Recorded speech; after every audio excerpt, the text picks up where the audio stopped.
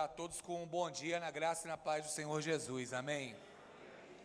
Eu agradeço a Deus o privilégio de poder estar aqui na Igreja Batista do Lins, que é uma alegria muito grande poder estar junto com os irmãos aqui, e louvamos a Deus por esse privilégio.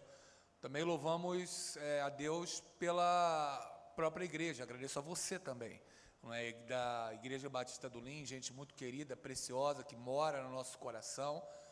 Deixo o meu abraço ao nosso querido pastor Ailton Desidério. Pastor Ailton, aprendi a admirar muito tempo atrás, quando ele pastoreava em outra localidade e a nossa igreja era muito amiga daquela igreja que ali ele servia, e depois encontrá-lo um pouco mais perto aqui no Lins, foi uma alegria grande e é muito bom poder estar junto com esse querido homem de Deus, precioso amigo, pastor Ailton. Eu deixo o abraço. E depois o privilégio de conhecer o pastor José Carlos, né? Mais conhecido dos irmãos como Zeca. Esse acampamento da Prata já faz tempo, hein? É o tempo que meu paletó listrado era de uma listra só e que eu não tinha tanto cabelo branco, né? Hoje cada um aqui tem nome e sobrenome, né? Mas isso aí já vai um bom tempo, e foi uma alegria muito grande naquele acampamento da Prata, não é? Nós estávamos juntos ali, depois juntos no seminário, conhecer Raíssa, depois a criançada que vai acrescentando, primeiro, segundo, daqui a pouco os gêmeos que vão vir, não é? Deixa a Raíssa recuperar um pouco, né? Você também, dormir um pouquinho mais, e aí já vem outros aí. E muito obrigado pelas gentis palavras, pastor Zeca, é uma alegria grande ver o que Deus também tem feito na sua vida, com o poder e a graça dele. Encontro aqui também o pastor Renê. Eu não sei se o senhor sabe, pastor Zeca, mas eu estive no concílio do pastor Renê. Tem quanto tempo, pastor Renê? 13 anos. Eu estou ficando velho, você está vendo, né? Quando começa com história de púlpito assim, é sinal dos tempos, né? E é uma alegria grande, mas o pastor Renê eu conheci lá em Missões Nacionais, nos cursos da Marília, tem mais tempo ainda, né, pastor Renê? Tem chão, é uma alegria revê-lo aqui, e rever muita gente querida, muita gente boa. O Daniel, não sei se também está aí, mas o Daniel anda daqui? Daniel querido, amado, ali Betelense também, muito querido, e tanta gente querida, tanta gente amada e tanta gente boa. Estou aqui com minha família, vou pedir para ficar em pé, aquela jovem senhora mato-grossense, Sara, não é? Jovem senhora mato-grossense, filha de um goiano com uma mineira, casada com um paraibano, filho de carioca com um paraibano, e nós nos entendemos muito bem. Vou tentar lembrar que você está do meu lado, hein? Ela é mato-grossense, pode falar que ela é a Juma, não é? Convertida, não é? Vira onça de vez em quando, né?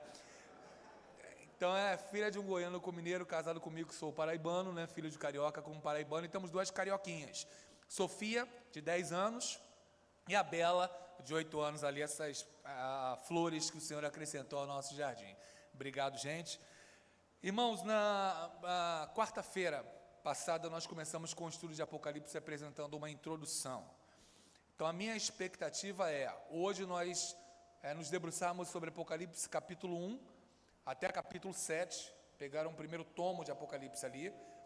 Depois, se Deus permitir, quarta-feira nós estudarmos de Apocalipse 8 até talvez 14 ou 16. Eu não defini ainda se vou pegar as taças para quarta-feira ou se vou deixar as taças para o outro. Então vai ser 14 ou 16 na quarta-feira. A gente vai do 8 até o 14 ou até o 16. Se eu pegar as taças, vai até o 16. Se eu pegar as taças, vai até o 14. E depois a gente arremata com o novo céu e nova terra na outra quarta-feira, se Deus permitir e Jesus não voltar. Tomara que ele volte, que aí o estudo vai ser melhor, vai ser o estudo lá no céu, vai ser uma maravilha, não é? Abra sua Bíblia em Apocalipse capítulo 1, por gentileza. Apocalipse capítulo 1, que nós vamos estar lendo os versículos 9 até o versículo de número 11. Apocalipse 1, 9 a 11. Hoje, por mais difícil que seja, ainda é a parte fácil. A parte das igrejas é a parte um pouco mais simples, a parte das cartas, não é? Há um pouco mais da dificuldade de Apocalipse. Apocalipse 13 a 17. Ali é besta, é falso profeta, é a marcação do 666. Ali começa o princípio da grande Babilônia, que depois desemboca no 17 e 18. Então, o meio de Apocalipse é que é um pouco mais nebuloso, que não deve nos afastar do seu estudo. Mas hoje é a pavimentação de um caminho para, no segundo tomo, ou seja, na parte do meio, nós já estarmos mais estribados ali na interpretação. Apocalipse 1, 9 a 11 diz assim a palavra do Senhor. E eu, João, que também sou vosso irmão e companheiro na aflição e no reino, a ciência de Jesus Cristo, estava na ilha chamada Pátimos, por causa da palavra de Deus e pelo testemunho de Jesus Cristo. Eu fui arrebatado em espírito no dia do Senhor, e ouvi atrás de mim uma grande voz, como de trombeta, que dizia: o que vês, escreve-o num livro, envia-o às 7 igrejas que estão na Ásia, a Éfeso, a Esmirna, a Pérgamo, a Tiatira e a Sardo, e a Filadélfia e a Laodiceia. Que Deus abençoe nossas vidas com a sua santa e inesgotável palavra. Vamos orar? Pai bendito, essa é a tua palavra, Deus, que o Senhor a concedeu a nós, Senhor, concedeu aos homens, para que nós pudéssemos compreender um pouco mais sobre Jesus Cristo, sobre a tua ação, meu Pai, sobre a vinda do teu Santo Filho e o regresso dele. Por isso nós lhe pedimos, Pai, aclara nosso entendimento. Nós estamos aqui porque precisamos do Senhor. Nos reunimos por causa de Jesus, Pai, e queremos entender um pouco mais sobre a volta de Jesus. Por isso que aquilo que está claro aprofunda em nós, aquilo que está nebuloso esclarece, Pai. Queremos entender a tua palavra, Senhor, para estarmos preparados para aquele momento em que o anjo tocar a trombeta e o Senhor nos chamar à tua presença. Prepara-nos, Pai, lava-nos pela tua palavra, em nome de Jesus. Amém, Senhor. Irmãos, vai ser veiculada uma projeção, né, que você pode estar acompanhando algumas considerações em relação àquilo que nós vamos estar falando. Né? Eu denominei o estudo sobre cartas e selos, não é? Porque nós vamos pegar as cartas do Apocalipse, capítulo 2 e 3, vamos pegar os selos também, capítulo 5 e 6 principalmente. O estudo todo ele vai sobre Apocalipse de 1 a 7. Não é? Lá fora você também vai ter alguns livros que a gente apresentou na quarta-feira, não é? Deixa eu voltar aqui, não é? 4 tipos de títulos vão estar ali: o mais recente é a inteligência espiritual, a inteligência artificial, né? A luz da inteligência espiritual, vão estar com Sara lá fora, e você pode apreciar essas obras que vão estar franqueadas a você ali. Bem, algumas considerações iniciais sobre Apocalipse. Primeiro é o livro da revelação e o tempo da decisão. Terminamos com isso na quarta-feira, não é? Mencionando Apocalipse 22, 11. Apocalipse 22, 11, o texto diz: quem é santo, santifique-se ainda, quem é puro, purifique-se ainda. Quem é injusto, faça injustiça ainda, e quem é impuro, faça impureza ainda. Vimos na quarta-feira que o termo ainda, em língua portuguesa, é a tradução de uma partícula de intensidade no grego, partícula eti, aparece 4 vezes no texto, falando que haverá uma intensificação do mal e haverá uma intensificação do bem. É semelhante à rodovia, quando a gente tem uma rotatória e tem que escolher para onde ir. Ou semelhante a uma bifurcação em Y no trânsito. Nos últimos dias, quem praticasse a maldade, via de regra, intensificaria o mal. E nos últimos dias, quem praticasse a bondade, teria que intensificar no bem. Seria um tempo de decisão. Lembrando a profecia de Joel 3, 14 e 15, quando Joel profetiza e diz: eu vi multidões no vale da decisão, porque o dia do Senhor está perto. Quanto mais próxima a vinda, mais nossa fé será confrontada e mais decisões teremos que tomar. Então é tempo de decisão. Você vai ter que tomar decisões e aprofundar-se no bem ou no mal. Apocalipse é o tempo do insuportável. O que é o Apocalipse? A qualidade do ser humano e a terra piora de tal maneira que o mundo se torna um lugar insuportável. Dissemos isso na quarta-feira. Irmãos, as coisas vão melhorar no novo céu e na nova terra, mas antes de melhorarem, elas vão piorar muito. E o mundo vai se tornar um lugar insuportável, a ponto de Deus falar para a igreja: vem, sai daí, vocês não têm nada mais a ver com esse mundo. É simplesmente isso que é o Apocalipse.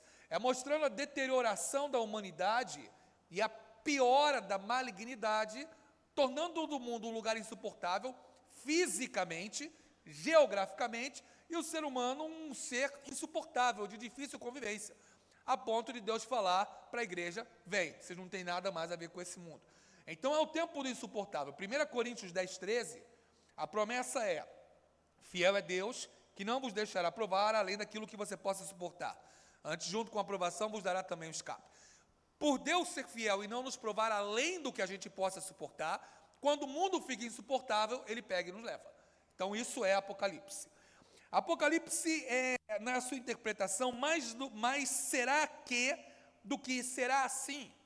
É mais um tempo de fazer as perguntas corretas do que trazer as afirmações dogmáticas e categóricas.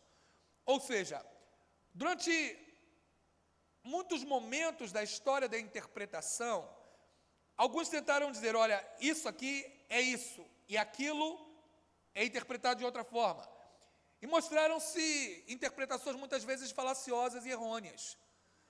A característica do bom profeta não é apenas ser um bom predinte. O profeta bíblico é aquele que observa no presente aquilo que foi profetizado no passado acerca do futuro. Então, o que nós temos que fazer? Olhar para o presente, ler o passado e perguntar a Deus, será que isso que a gente está vendo não é o que foi predito aqui? Ou seja, eu vou olhar o presente, fazendo a leitura do passado, para ver se esse é o futuro que aquele passado apresentava. Então, mais do que afirmar aos irmãos que isso será aquilo, o que eu quero é trazer algumas considerações pensando com os irmãos, será que o que nós estamos vendo já não é o que foi predito aqui de alguma forma? Principalmente em assuntos que cabem um grande número de interpretações, cabem recurso no linguajar judiciário, não é? Então, a partir desses prolegômenos, dessas palavras introdutórias, vamos caminhar um pouquinho em relação à questão da compreensão do livro. Bem, o livro de Apocalipse, eu acho que ele deu uma parada aqui, depois o pessoal, se puder passar, fica à vontade, não é? Capítulo 1 a 3, a Apocalipse tem 22 capítulos. O capítulo de 1 a 3 é um capítulo introdutório, onde João, ele está na ilha de Patmos, e na ilha de Patmos ele tem uma visão, e a visão é Jesus dizendo que vai trazer uma revelação a ele. Capítulo de número 1, Jesus se apresenta como o princípio e o fim, o alfa e o ômega. Para então Jesus falar, João, escreve. São cartas às igrejas da Turquia, o correlato antigo da Ásia, e eu vou mandar carta para 7 igrejas da Turquia. Eu acho isso interessante, irmãos. A Turquia é um dos lugares bíblicos que mais foi evangelizado. Jesus escreveu 7 cartas para as igrejas da Turquia. Paulo evangelizou a Turquia demais. E hoje 90% da Turquia é islâmica e só 10% de outras religiosidades. Mas foi um lugar extremamente evangelizado. Essas cartas são para as igrejas turcas. E Jesus escreve, trazendo elogios a algumas e reprimendas e exortações a outras. Capítulos 2 e 3. Depois do capítulo de número 4 até o capítulo 20, você tem as visões. Várias visões apocalípticas são dadas. Para depois, no capítulo 21 e 22, ser o novo céu e a nova terra. Essa é uma divisão mnemônica muito fácil de Apocalipse. Vamos então para Apocalipse capítulo 1, capítulo 2 e capítulo 3. Principalmente as cartas das igrejas. Qual é a estrutura das cartas das igrejas? Primeiro você tem o número de 7 igrejas. 7 representa em Apocalipse a perfeição. Apocalipse tem uma forma de interpretação chamada gematria. O que é gematria? Gematria não é numerologia ou numeromancia, ou gematria não é cabala. Numeromancia ou numerologia é a adivinhação através dos números. Cabala é o significado esotérico dos números. A gematria é o sentido bíblico tensionado, desejado pelo autor ao escrever aquele texto bíblico. Então, quando você vê nos livros apocalípticos ou escatológicos, 1 representa a unidade, 2 significa força, 3 significa aquilo que é trino ou triuno, principalmente no Novo Testamento, 4 vai representar os elementos físicos, 5 representa o ser humano, 6 a imperfeição, 7 a perfeição, 8, 9 e 11 não tem significado na gematria bíblica, 10 representa a humanidade e 12 representa o povo de Deus. Estes são os significados dos números que aparecem em Apocalipse, tensionado pelo autor. Por isso, quando Jesus escreve carta às 7 igrejas, quer representar a totalidade das igrejas que existem de uma maneira perfeita, de uma maneira plena. As cartas, elas têm uma estrutura. Está pequenininho ali, depois você pode pegar esse PowerPoint ali, fica à vontade, para o seu crescimento. Uma estrutura de repreensão, louvor e conselho. Então, ele traz uma repreensão a diversas igrejas. A quem ele não traz repreensão? Não traz repreensão à igreja de Filadélfia e não traz repreensão à igreja de Esmirna. Eu explico isso por quê? Porque, por exemplo, você vê a igreja batista chamada Igreja Batista Esmirna, Igreja Batista Filadélfia, mas, ainda bem que sensatamente, ninguém colocou a Igreja Batista Laodiceia, ninguém colocou a Igreja Batista Pérgamo, não é? Onde está o trono de Satanás, lá no dizer do escritor bíblico. Então, você só vai encontrar geralmente igrejas batistas com o nome de 2 igrejas apocalípticas, que são Esmirna e Filadélfia, que são as 2 únicas que não recebem repreensão, elas só recebem elogio. Enquanto na outra ponta está Laodiceia. Laodiceia não recebe elogio nenhum, mas só recebe repreensão. Você tem, por exemplo, uma carta, a primeira carta escrita à igreja turca de Éfeso. Então ele fala, olha, você honrou o meu nome, você trabalhou, você perseverou, você foi muito laboriosa, e aí começa o tenho, porém, contra ti, que deixaste o teu primeiro amor. Ou seja, Jesus diz a Éfeso, você fez a coisa certa, mas com a motivação errada. Você fez a coisa certa, mas você esfriou e abandonou o seu primeiro amor. Então a estrutura é essa, você tem uma denúncia, uma advertência, e você tem um elogio. E aí você tem um encaminhamento de Jesus, dizendo, olha, eu vou vir contra ti. Então, se você não se ajustar, eu removo o seu castiçal. Eu vou vir a ti. Lembra-te de onde caíste, arrepende-te e regressa ao teu primeiro amor. Essas são as estruturas das cartas. Foram interpretadas de diversas maneiras por hermeneutas, por intérpretes bíblicos no passado tempo. Alguns entendem que essas cartas e igrejas representam vários momentos da história da igreja. É interessante, é instigante, mas não parece fazer jus à realidade. Porque a igreja mundial, irmãos, é muito mais multifacetada ou plural do que nós queiramos imaginar. A realidade de uma igreja em um país é muito diferente da realidade de outra igreja em outro país. Em todo o tempo foi assim. Então, apesar de ser instigante a proposta dessas igrejas representarem vários momentos históricos das igrejas, não parece ser a realidade. O que parece é que são igrejas históricas que existiram fidedignamente, você tem relatos históricos disso, mas que essas igrejas elas têm mensagens que Jesus trouxe que precisam ser aplicadas a nós, nossa vida pessoal e também a igreja como um todo, para que nós sempre observemos, será que nós estamos no primeiro amor? Porque qualquer outro tipo de amor que não o primeiro amor, ele é advertido por Deus, dizendo, você perdeu o seu primeiro amor. Ué, se eu perdi o primeiro, eu estou no segundo, no terceiro, ou no quarto, ou qualquer outro amor. Mas esse amor não serve, porque a proposta é, volta ao teu primeiro amor, deixa a chama aquecida no seu coração. De fácil leitura, de fácil compreensão, mas nesse caso, quando você estudar o capítulo 2 e o capítulo 3, você precisa de uma Bíblia de estudo, que eu sugiro ou a NAA, ou a Genebra, ou a Bíblia de estudo Shed, ou a Bíblia de estudo Vida Nova, não é? Ou você precisa de um comentário histórico, porque você vai entender, por exemplo, que Pérgamo, onde está o trono de Satanás, que é mencionado no texto, significa um altar separado para Zeus, que é tido como trono de Satanás naquele momento. Você vai entender, por exemplo, que os nicolaítas eram sectários, pessoas de uma determinada seita, que para alguns seguiam o diácono Nicolau, que é mencionado em Atos capítulo de número 6, ou seguiam a uma outra pessoa chamada de Nicolau, outro homem qualquer, mas que era uma seita daquele período, que são mencionadas na história eclesiástica de Eusébio, escrita no ano 325.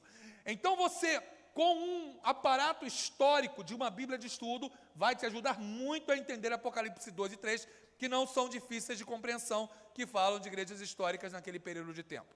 Avançamos mais um pouquinho, e a gente chega para Apocalipse capítulo 4. Capítulo 4, versículo 1, João diz, depois destas coisas olhei, e eis que estava uma porta aberta no céu. E a primeira voz que, como de trombeta, ouvira falar comigo, disse, sobe aqui, e mostrar-te-ei as coisas que depois desta depois destas devem acontecer. Porque eu li esse versículo. Aqui começam as visões. Quando o texto diz sobe aqui, na visão de um grupo que é chamado de pré-tribulacionista, que acredita que a igreja não passará por tormentos da tribulação, não passará pelos eventos apocalípticos, alguns interpretam o sobe aqui como Jesus falando à igreja e a igreja sendo arrebatada. Até mesmo porque daqui em diante não aparece mais o termo igreja. Então alguns entendem que quando Jesus diz ao João, sobe aqui, seria o arrebatamento da igreja. É uma hipótese, mas bastante longínqua. Não há muitos outros textos que vão corroborar essa hipótese, ainda que seja plausível. É possível, mas não provável. Irmão, se tem um negócio que eu gostaria de acreditar muito, é na questão da pré-tribulação, em Jesus voltar antes da tribulação. Depois, no último encontro, a gente fala sobre isso. A minha proposta para você sempre é, torça por uma pré-tribulação, por Jesus voltar antes da tribulação. Mas esteja preparado, irmão, porque eu estou achando que já tem tanta tribulação por aí, que eu acho que a coisa aqui já está bem encaminhada, né? Mas é uma teoria que eu torço para estar errado, não é? É a teoria que a gente vai passar pela tribulação. Eu gostaria de acreditar nisso, mas não me parece tão provável. Logo mais explico o porquê. Bem, o que João vê? João vê coisas semelhantes às que estão projetadas. Claro que isso é pictograficamente, mas vale a pena a gente pensar. João ele tem uma visão no capítulo de número 4, dos 24 anciãos e 4 seres viventes. Os 4 seres viventes representam o universo físico, como dissemos na geometria. Número 4 vai representar o universo físico, toda a criação, seres extremamente diferentes. Lembre-se sempre, irmãos, no céu vai ter qualidade de anjos que a gente nunca imaginou em ver. Você chega em Apocalipse e você tem um anjo colocado no sol. Que tipo de anjo é esse? E que poder tem um anjo que está parado no sol, irmãos? Que anjo é esse? Extremamente poderoso, não é? Um anjo que tem poder sobre as águas, também diz Apocalipse. Então se prepare para você ver coisas inimagináveis que você nunca viu em Apocalipse. E no céu, quando você chegar lá, a glória celestial vai ser maravilhosa e coisas tremendas nós veremos. E os 24 anciãos estão ali.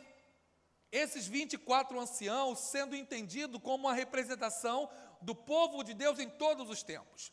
Para alguns, a representação do povo de Deus antes da vinda de Cristo, no Antigo Testamento, e depois da vinda de Cristo, no Novo Testamento. Por isso 24, 12 mais 12.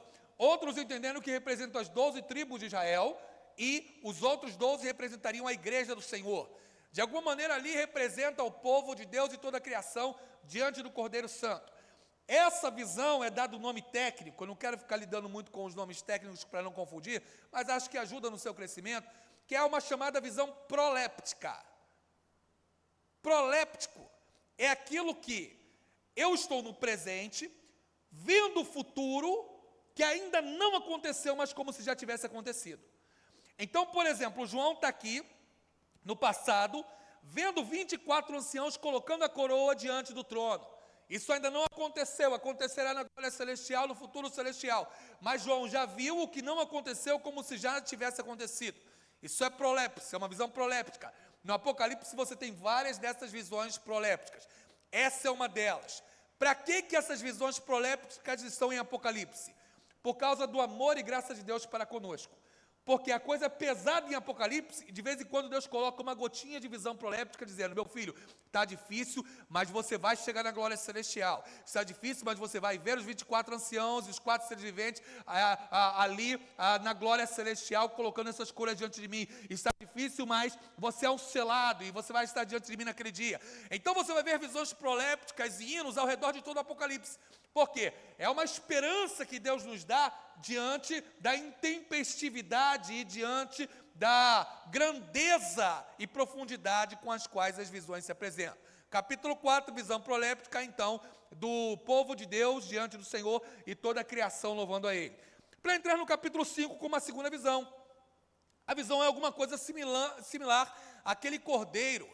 Estranho, não é? A gente imaginar Jesus com aquela visão lá, parece um negócio, a gente vê logo um olho no meio aqui, a gente acha um negócio meio estranho, né? A gente acha a coisa meio esotérica, meio mágica assim.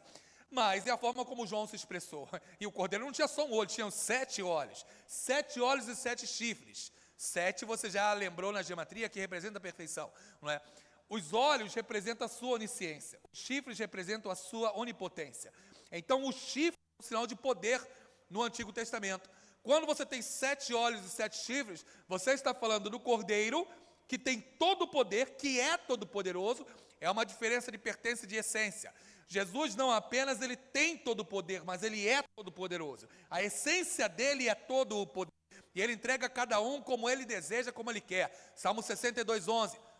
Uma coisa disse Deus 2 vezes a ouvir, que o poder pertence a Deus. Então, quando João vê o Cordeiro com 7 olhos e 7 chifres, ele está dizendo, eu estou vendo que Deus é todo poderoso, sabe de todas as coisas e que Ele reina e governa e tudo está sob o seu controle. Ele está dizendo que Deus já sabe de tudo o que vai acontecer, o que aconteceu e o que acontecerá. E Ele está dizendo que Ele está no controle de tudo. Por isso Jesus se mostra como aquele Cordeiro com 7 olhos e com 7 chifres.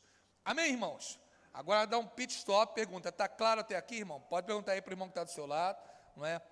Bebe uma água, descansa as mãos. Pode perguntar para ele, entendeu até aqui? Vamos devagar, entendeu até aqui? Está claro? Fácil, tranquilo. Então você tem aí Apocalipse de 1 a 5, não é? Recapitulando, 1, Jesus fala com João, 2 e 3, cartas às igrejas, capítulo 4, uma visão proléptica da criação e povo de Deus diante do Senhor, e capítulo 5, a visão em relação ao Cordeiro, a Jesus onipresente, a Jesus onisciente e onipotente. Então, onde é que a gente vai? A gente começa os selos, a gente começa a abrir os selos. Vamos dar um pulinho lá em Apocalipse, não é? Capítulo de número 6, que aí começa a abrir os selos. Apocalipse 6, versículo de número 1, diz o texto bíblico. E havendo o Cordeiro aberto um dos selos, olhei e ouvi um dos 4 animais que dizia como em voz de trovão, vem e vê. Então agora tem a questão do primeiro selo sendo aberto, né? Vamos ver as relações em relação à questão dos selos. Para a gente entender os selos, há 2 considerações para a gente fazer, para compreendermos selos, trombetas, taças e relações com outros livros bíblicos. Primeiro, hoje é muito compreendido e defendido por uma maioria absoluta dos intérpretes apocalípticos, a chamada teoria de recapitulação. O que é a teoria de recapitulação? É a forma didática como qualquer professor age e a forma didática como Jesus agiu. Falar a mesma coisa de maneiras diferentes. Então, por exemplo, eu terminei, a última tela de quarta-feira foi Apocalipse 22:11, eu pego Apocalipse 22:11 e começo hoje com Apocalipse 22:11, retornando um pouco lá. O professor ele vai retornando. A próxima tela que você vai ver daqui a pouco é uma tela que eu usei na quarta-feira. Então a gente vai retomando a coisa. O professor vai solidificando o assunto. Como o inglês, você vai repetindo a todo momento o aprendizado de um novo idioma, Libras, você vai repetindo. À medida que você não repete, você esquece alguma coisa. Aiden Wilson Tozer, né, nos lembra? Uma verdade não exercitada é como um músculo atrofiado. Então a gente tem que exercitar. Dessa maneira, a teoria da recapitulação ela tem os selos, ela tem as trombetas e as taças. O 7º selo, trombeta e taça são a volta de Jesus. 7º selo, trombeta e taça. Entra a pergunta natural. Ué, então tem 3 voltas? Não tem 3 voltas, tem uma volta só. Significa dizer então que os 3 se encontram. Na abertura do selo, no ressoar da trombeta e no derramar da taça. 6º selo, trombeta e taça, e 5º selo, trombeta e taça, são sempre uma guerra da humanidade contra aqueles que seguem a Deus e uma série de cataclismas. De maneira que, de alguma forma, no 5º selo, trombeta e taça, eles vão se encontrando. A teoria da recapitulação é que Deus está dizendo a mesma coisa em 3 grupos de elementos diferentes. A ideia é que começa-se a abertura dos selos. 1º, 2º, 3º, 4º selo.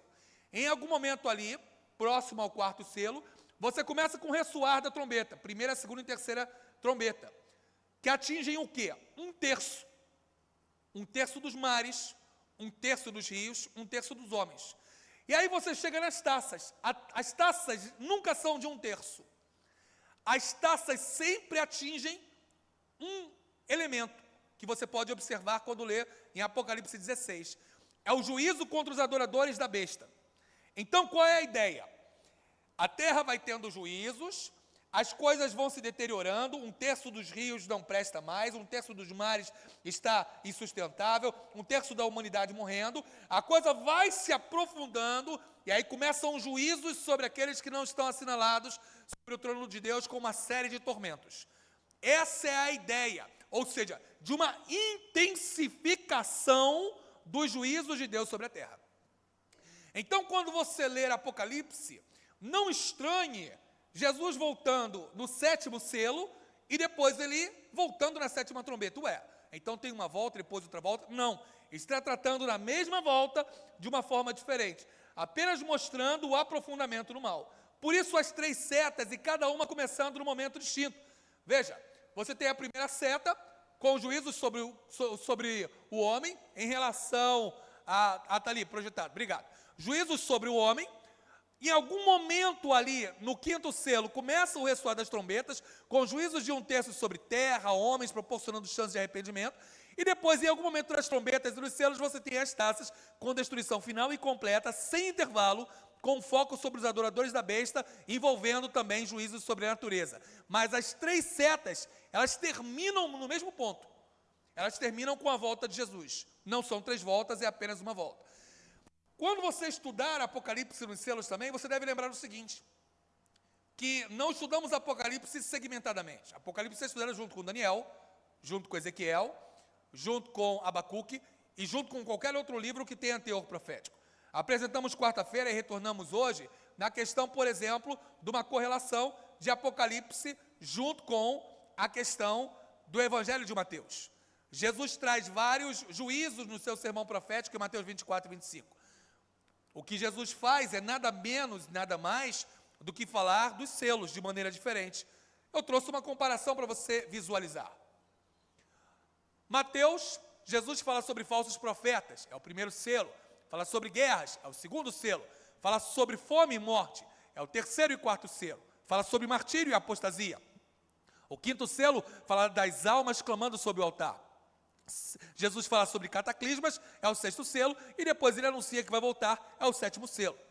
Então, quando você ler um livro, você tem que sempre trazer essa correlação daquele livro com o Apocalipse, porque o que Jesus faz, nada mais, nada menos é do que falar sobre os selos. Jesus está mencionando aqueles selos ali do Evangelho de Mateus, capítulo de número 24. Então, vamos dar uma olhadinha selo por selo. Aí está essa figura muito conhecida, não é? O pastor Ailton muito amorosamente disse que queria saber quem era a besta em Apocalipse. Eu disse que com artigo definido talvez eu não traria, não é? Mas com artigo indefinido eu posso apresentar várias, não é? Então você está diante de uma.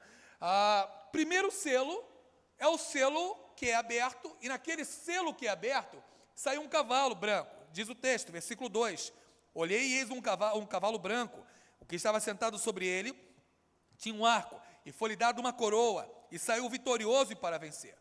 Muitos falam sobre a proclamação do Evangelho, ou sobre uma falsa paz. Vejam, irmãos, aí entra o princípio chamado analogia das Escrituras que dissemos na quarta-feira. Nenhum texto bíblico pode ser lido isoladamente. E quando você faz a comparação desse texto com o texto de Mateus 24, você vê que Jesus começa falando de falsos profetas, trazendo um falso tipo de paz. E eles saem vencendo e para vencer. E Jesus diz que haverá um grande dia, um grande tempo de apostasia. Então parece que numa comparação com Mateus, o texto está tratando mais do que um tipo de falso profeta e falsa paz sendo anunciada em nome de Deus, do que algum tipo exatamente de proclamação do Evangelho. Cavalo branco, vencendo e para vencer. Alguns entendem que é a proclamação do Evangelho, mas na analogia com Mateus 24, está mais propenso a tratar-se de falsos profetas.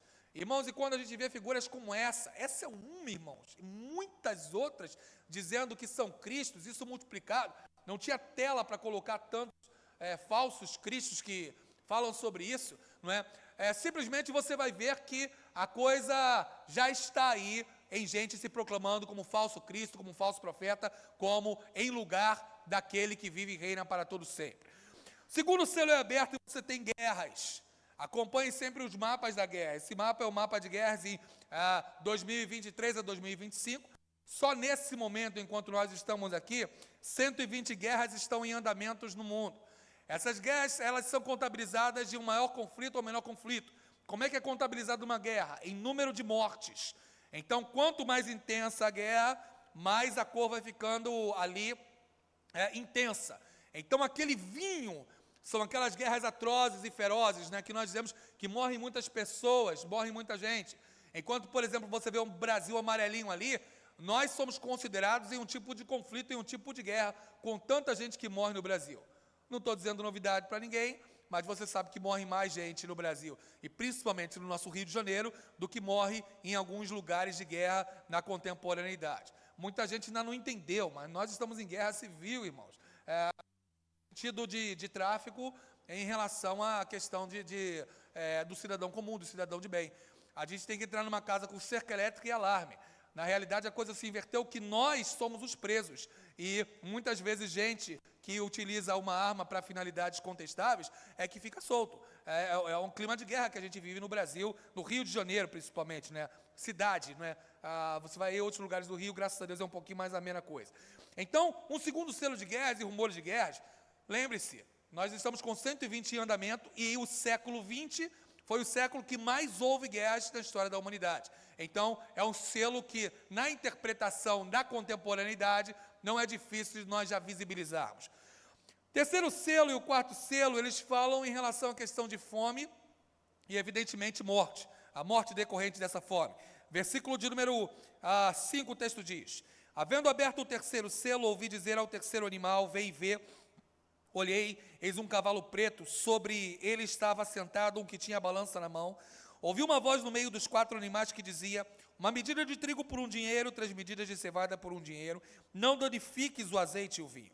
Havendo aberto o quarto selo, ouvi a voz do quarto animal que dizia: vem e vê. Olhei, e eis um cavalo amarelo que estava sentado sobre ele, tinha por nome Morte, e o inferno o seguia. Foi-lhes dado poder para matar a 4ª parte da terra com espada e com fome, com peste e com as feras da terra. Então, o terceiro e quarto selo falam sobre fome e falam sobre morte. Aí na frente está um mapa da fome da ONU, mas é claro, não é, quando a gente fala de mapa de fome, gente, e mapa de algumas questões correlatas, é sempre uma aproximação, não é? Porque, no nosso caso, principalmente no Brasil, a gente vai em alguns lugares e eu pastorei na Vila do João, pastorei a 2ª Batista na Vila do João. Então, por exemplo, você conhece o Complexo da Maré. Você conhece Vila do João, Vila dos Pinheiros, Conjunto Esperança, mas dentro de cada comunidade do Rio de Janeiro, nós temos 1.000 comunidades cadastradas, 25% do Rio de Janeiro mora em comunidades, você tem uma série de subfavelas, subcomunidades que não entram na estatística, como, por exemplo, na Vila do João tem a Kinder Ovo. A Kinder Ovo é um lugar em que as crianças, e que moram ali, moram em palafita, e as crianças lutam com os queixadas pelo restolho de comida que os porcos, cultivados pelo tráfico, muitas vezes ficam comendo. Essa é a triste realidade. Então, alguém não colocou a Kinder Ovo nas estatísticas, e como não colocou a Kinder Ovo, há uma série de comunidades que não são colocadas nas estatísticas. Então, o grupo de pessoas que padecem é muito maior do que qualquer um de nós possa imaginar, e a gente sabe disso. Então, o mapa da fome é apenas uma referência para a gente entender que tem muita gente que não tem banheiro em casa ainda, e tem muita gente que simplesmente luta com porcos para ter um pouquinho de comida na contemporaneidade. A gente não precisa ir longe. No nosso Rio de Janeiro, cada lixeira é revirada por gente que procura desde um resto de iogurte com prazo vencido até uma quentinha fechada que colocaram lá e não comeram. É a realidade que a gente vive em algumas situações. 673 milhões de pessoas, ou seja, 8,2% da população mundial passa fome. Passa fome é quando a falta de comida é uma realidade diária. Esse é o conceito da Organização das Nações Unidas para a Fome. O que é passar fome? É quando todo dia você tem que se preocupar com o que você vai comer. Que se daqui a pouco acabou a farinha, você não vai ter mais alguma coisa. Isso é passar fome dentro da estatística da ONU. Em maior ou menor escala. Quase 10% do mundo padece de fome. Então, nesse contexto em que nós estamos vivendo numa realidade extremamente dramática, não é? A gente pode olhar para o selo e dizer, opa, já tem muita coisa que eu estou percebendo aí, muita coisa que está aí.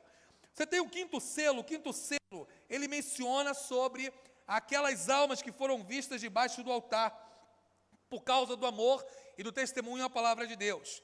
Algumas informações da missões Portas Abertas, que trabalha com a questão de martírio.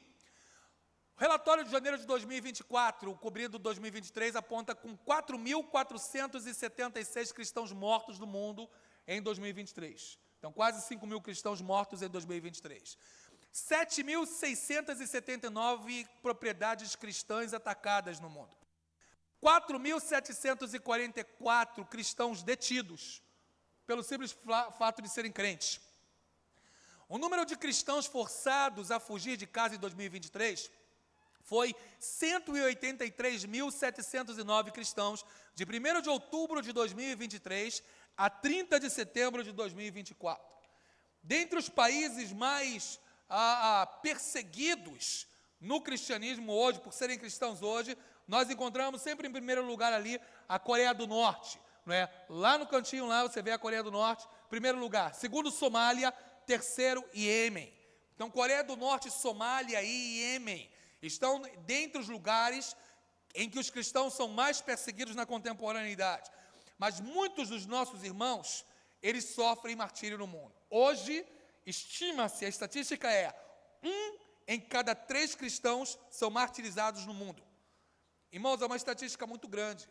É que no Brasil a gente usufrui o privilégio de estar no domingo de manhã na igreja, podendo estudar a palavra de Deus. Isso é um privilégio muito grande nosso. Mas você vê ali o meiozinho, África e Ásia, né, a janela 10x40, aquela ali bastante conhecida de cada um de nós, aquele meridiano ali, você tem sérias dificuldades de você propagar o evangelho ainda hoje. Então a perseguição e o martírio são realidades presentes na contemporaneidade. Para João, então, ver o 6º e o 7º selo sendo abertos. No 6º e o 7º selo, você tem o que eu mencionei, os cataclismas e a segunda vinda de Jesus sendo mencionados ali no 6º selo. O 6º selo é aberto, os terremotos vêm, há trovões, há relâmpagos, há vozes, e então o 7º selo é aberto e Jesus volta, o nosso mestre volta. Qual é a relação entre os selos, as trombetas e as taças nesse momento aí, nesse 7º selo, trombeta e taça? Deixa eu só voltar um pouquinho aqui, que ele foi demais. A relação que nós temos, conforme eu mencionei, você tem primeiro selo, falsa paz, falsos profetas, segundo selo, guerra, terceiro selo, fome. Em algum momento no terceiro selo as trombetas começam a ressoar, porque a primeira, segunda e terceira trombeta falam de 1/3 da terra, rios e mares sendo atingidos. Lá pelo 4º selo, você tem a 4ª trombeta, não é? Junto com a primeira e 5ª taças sendo derramadas. O que são as primeiras e até as 5ª taças?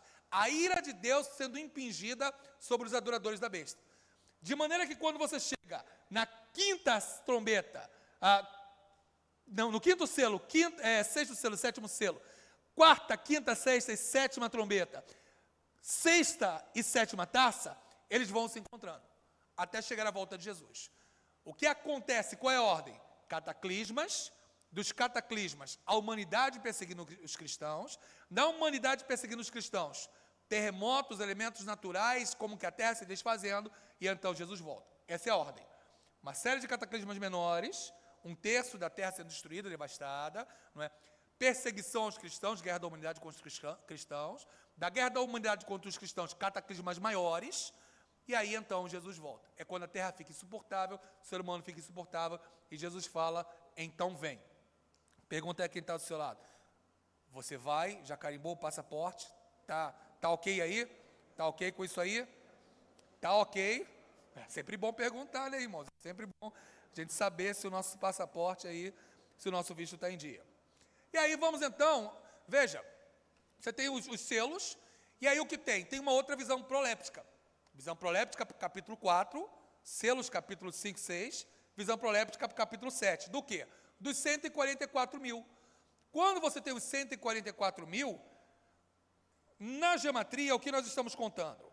12 vezes 12, vezes 10, vezes 10, vezes 10. Somatório do povo de Deus do Antigo e Novo Testamento, vezes o somatório do povo de Deus espalhado sobre a humanidade no passado, presente e futuro. Então você tem ali os 144 mil, que são um número simbólico. Existe uma outra tradição religiosa que ela menciona que o número de 144 mil pessoas já está completo no céu. Nós vamos morar na terra eternamente. Então, eles não entendem a geometria judaica. A geometria é o processo de interpretação bíblica dos números que aponta para uma realidade meramente simbólica de que é o povo de Deus em todos os tempos espalhado por sobre a face da terra. É uma visão proléptica e gemátrica. Nessa visão que nós temos, Deus nos ajuda a respirar um pouquinho, com algumas peculiaridades. Duas tribos não são mencionadas, a tribo de Dan e a tribo de Efraim. Ué, pastor, mas se são 12 tribos que são mencionadas ali, quais são as tribos que estão no lugar? Levi, que não costuma ser contada entre as tribos do Antigo Testamento, e José. José nunca foi contado como uma tribo. As tribos eram Efraim e Manassés. Se tirava Levi, tirava José e era Efraim e Manassés. Mas aqui não aparece Dan nem Efraim. Por que não aparece Dan nem Efraim? E entra Levi e entra José no lugar das duas. Entende-se porque Dan foi uma tribo idólatra. Foi a tribo de maior idolatria, e a tribo que no livro de Juízes, ela tem, você vai lembrar lá, o Mica, não é, que é contratado como sacerdote, e é a tribo a incentivar, via de regra, a idolatria no povo de Israel no Antigo Testamento, a tribo de Dan, por isso estaria fora. Segundo, Efraim, porque foi uma tribo celeumática, sempre esteve brigando com Judá, e como José é o pai de Efraim, e José, ao contrário da celeuma que Efraim causava, foi uma referência. No Apocalipse você tem um José em lugar de Efraim. Essa, via de regra, é a explicação aceita por você ter essa distinção em relação às tribos. Então, organiza a sua cabeça para a gente aplicar para a nossa vida. Capítulo 1, João recebe a mensagem e a fala de Jesus. 2 e 3, igrejas históricas que têm mensagens eternas. Capítulo 4, uma visão do futuro, dos anciãos representando a igreja de todos os tempos e dos elementos físicos representando a terra. Capítulo 5 apresenta Jesus com diversos olhos e diversos chifres, mostrando a sua onisciência e a sua onipotência. Capítulo 6, os selos, que estão concomitantes a trombetas e taças. Os selos começam com as devastações sobre a humanidade, depois há uma perseguição sobre os seguidores de Deus, juízo sobre os seguidores da besta, o mundo se torna um lugar insuportável, Jesus volta. Selos, trombetas e taças terminam concomitantes ao mesmo tempo, e no capítulo de número 7, você tem uma visão de todos os servos de Deus selados no passado da história da humanidade, 12 vezes 12 vezes 10 vezes 10 vezes 10. O que isso tem a ver com você e eu nesse ponto? Faltam 6 minutos aqui para eu terminar e eu termino com a aplicação nessa parte inicial. Primeira conclusão, Jesus está voltando, irmãos. Crê você não crê, acredita ou não, Jesus está voltando. Amém, o rei está voltando, não é?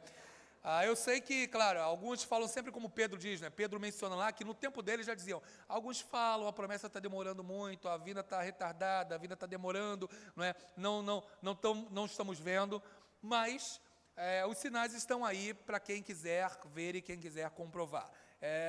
Na dúvida, se prepara que é a melhor coisa que você faz, tá? Segundo, é preciso discernimento, e esse discernimento vem com o conhecimento de Deus. A gente precisa discernir e olhar as coisas, a gente vai falar principalmente na quarta-feira, que aí começam as coisas um pouco mais complicadas, né? Que é besta, falso profeta, duas testemunhas, a mulher perseguindo pelo dragão, ali embola um pouco o meio de campo. Mas, irmão, João, é claro, ele falou algumas coisas de maneira simbólica, de maneira metafórica. Quando eu olho a besta em Apocalipse 13, particularmente eu não fico olhando para o Oceano Atlântico, chegando lá no bar da Barra da Tijuca, e esperando que uma besta vai subir literalmente dali da terra. Mas vai representar o controle mundial sobre nações, povos e reis. E se você tem um tempo que é propício ao controle mais do que nunca por meio da tecnologia, esse tempo se chama hoje. Eu não entendo que inteligência artificial é a besta. Falo isso no livro. Mas eu entendo que todos os mecanismos para que haja um controle sobre o nosso ir e vir, hoje estão na palma da nossa mão. Porque esse cara aqui sabe onde eu estive pregando ontem à noite, sabe o horário que eu cheguei aqui hoje de manhã. Eu fico torcendo para ele se converter, porque ele ouve as minhas mensagens e vive me mandando depois um bocado de coisa, quando eu chego em casa, das tags que ele pegou minhas, né? Ele vai falar, por exemplo, vai mandar alguma coisa aqui sobre controle, vai me mandar coisas aqui sobre, talvez, o campo semântico de besta, e uma série de outros fatores. Vive ouvindo tudo seu e meu, não é? Então, a gente precisa de discernimento, para tentar estar atento, mais atento do que ficar esperando, de repente, que as nossas teorias pré-fabricadas, elas se consolidem. As nossas teorias podem estar todas erradas, irmãos, e o mestre pode estar muito mais próximo do que a gente imagina. Porque tem muita gente que faz o Apocalipse muito minucioso e fala, não, falta isso, falta aquilo. Apenas estejamos preparados. É a melhor proposta para nós. Terceiro, os servos estão marcados. Não há o que temer. Eu vejo muita gente, irmãos, que muitas vezes fala que tem medo de ter filho hoje. Ah, pastor, o mundo está ruim, o senhor está falando que o negócio de melhorar vai piorar muito. Vai mesmo. Ah, está falando do controle, vai acontecer? Vai mesmo. Ah, pastor, e a coisa vai ficar insuportável? Vai. Quando ficar insuportável, você vai ser levado. E o senhor quer que eu tenha filho? Sim. Por quê? A primeira ordem bíblica foi, tenham bebês. Foi a primeira ordem bíblica. Porque Deus fala lá, crescei e multiplicar. Isso que ele está falando, tenha bebê. Vira aí para quem está do seu lado e é casado aí e fala, tenha muito bebê, hein? Tenha bebê. Zeca, tenha mais 2 bebês, pastor Zeca. Mais 3, tenha bebês, irmãos. Tenha bebês. A senhora já é casada? Tenha bebês. 3, mais uns 2 aí. Não? Tenha bebês. É a ordem bíblica, crescer e multiplicar. A gente tem medo de ter filhos. Qual é o pressuposto, irmão? Eu mencionei na quarta-feira. Deus podia ter me feito nascer no século V com Agostinho, fazer a Sara nascer no século XVI com Zwinglio, ser uma reformadora, fazer pastor René nascer no século I e junto com aquela Priscila, Apolo e Paulo, plantar a igreja lá. Mas ele nos fez nascer nesse século. Ele sabe o que é melhor, então ele conta com a gente nesse século. E fala para a gente, não tenha medo, você como foi com os mártires lá no Coliseu. Ele vai ser conosco, irmão. Então tenha bebê, tenha filho, abençoado, crie ele para a glória de Deus. Não pense que você vai colocar mais alguém para ser tragado pelo mundo. Pense que você vai colocar um guerreiro, um servo do Altíssimo, alguém que vai aclarar entendimentos, um professor, um homem cheio do Espírito Santo, um homem cheio de Deus. Seu filho será uma bênção, irmão. Então não tenha medo. Os servos estão marcados, assinalados. Não significa que nada acontecerá conosco, mas significa que o nosso coração, sendo do Altíssimo, o que acontecer conosco é pela soberania e vontade dEle, e Ele vai nos ajudar a suportar. Quarto, Deus permanece governando. O cordeiro, lembra da visão lá estranha lá do João? Um cordeiro cheio de olho, um cheio de chifre, bem estranho, né? Mas o cordeiro continua onipotente e onisciente. Ele continua governando, ele sabe tudo. Pastor, mas e lá no Nepal, como é que está lá? Ele sabe, ele conhecia aquilo. E agora lá na Indonésia, que estão pegando fogo lá também na Indonésia, ele também está lá na Indonésia, ele conhece lá o que está acontecendo na Indonésia. Mas e aqui no Rio de Janeiro, pastor, o Rio de Janeiro está complicado e tal. Ele também conhece o Rio de Janeiro. Irmãos, não estamos pior do que no período das cruzadas. Não estamos pior do que alguns momentos da Idade Média. Lamentavelmente, o homem sempre foi mau. E os graus de malignidade e bondade vão oscilando ao longo da história. Há momentos de frescor que Deus nos dá. Mas, lamentavelmente, esse mundo é um lugar caído. Não temos nada a ver com ele. E o que devemos lembrar é que Deus está sempre governando. E se Ele está governando e Ele reina sobre nós, nós devemos crer na Sua palavra e acreditar que o Rei está voltando. Apocalipse 1:7 hoje, se Deus permitir, quarta-feira, do 8 em diante, e eu convido você para estar aí. Deus te abençoe e guarde essa palavra no coração. Vamos orar? Feche seus olhos, curve sua cabeça.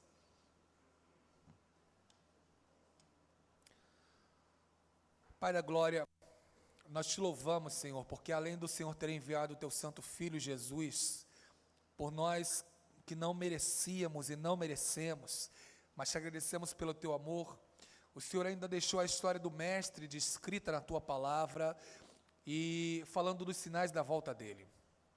Senhor, nós estamos estudando quarta passada e hoje aqui sobre a volta de Jesus, porque nós queremos estar preparados, Pai. Mas não só numa preparação, como funcionário se ajeita só para quando o patrão vai passar na sala, não, Senhor. Mas nós queremos estar preparados pelo amor, porque a Tua proposta sempre é melhor. Queremos estar preparados porque Te amamos. Queremos, como igreja, estar como uma noiva adornada para o noivo que voltará e nos buscar. Pai, nós não temos nada com esse mundo. Pai, nós não temos nada com esse mundo, Senhor. E confessamos isso porque a nossa alma clama Maranata. Volta logo, Senhor. Volta logo, Pai. Ajuda-nos, Pai, a com amor a Ti, também temos amor pelo nosso colega de trabalho, pelo nosso amigo, e compartilhar com ele, falar: amigo, Jesus está voltando, você tem que estar preparado.